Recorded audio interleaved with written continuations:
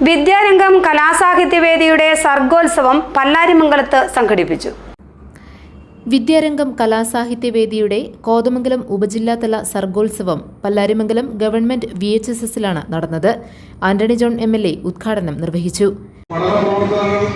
നല്ല നിലയിൽ വിദ്യാലയങ്ങളിൽ സംഘടിപ്പിക്കുന്നതിനോടൊപ്പം തന്നെയാണ്, അല്ലെങ്കിൽ അതോടൊപ്പം അതിലേറെ പ്രാധാന്യം കൊടുത്തുകൊണ്ട് തന്നെയാണ് പാഠ്യേതര പ്രവർത്തനങ്ങൾ നമ്മൾ സംഘടിപ്പിക്കുന്നത്.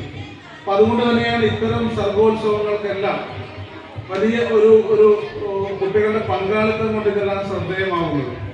ഇന്നിപ്പോൾ കേരളത്തെ സംബന്ധിച്ച് നമ്മുടെ സ്കൂൾ കലോത്സവങ്ങൾ അല്ലെങ്കിൽ സ്കൂൾ മേളകൾ, ആ സ്കൂൾ കലോത്സവങ്ങളും സ്കൂൾ മേളകളും ഒക്കെയാണ് ഏഷ്യയിലെ തന്നെ ഏറ്റവും വലിയ കലോത്സവങ്ങളാണ്. ഇപ്പോൾ സംസ്ഥാന സ്കൂൾ കലോത്സവം ഏഷ്യയിലെ തന്നെ ഏറ്റവും വലിയ സ്കൂൾ കലോത്സവമാണ്.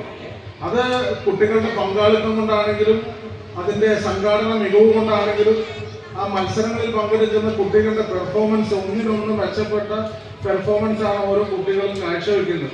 അപ്പം അതുകൊണ്ട് തന്നെ അത്തരത്തിലുള്ള സ്കൂൾ മേളകൾക്കും സ്കൂൾ കലോത്സവങ്ങൾക്കുമൊക്കെ കേരളം എന്നും വലിയ പ്രാധാന്യമാണ് കൊടുത്തിട്ടുള്ളത്. ജില്ലാ പഞ്ചായത്ത് അംഗം റാണിക്കുട്ടി ജോർജ് അധ്യക്ഷത വഹിച്ചു.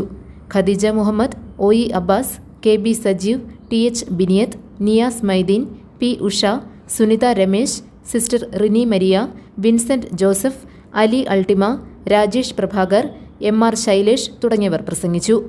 സർഗോത്സവത്തിൽ 97 സ്കൂളുകളിൽ നിന്നുള്ള 700ഓളം കുട്ടികൾ പങ്കെടുത്തു. GTV news, Pallarimangalam.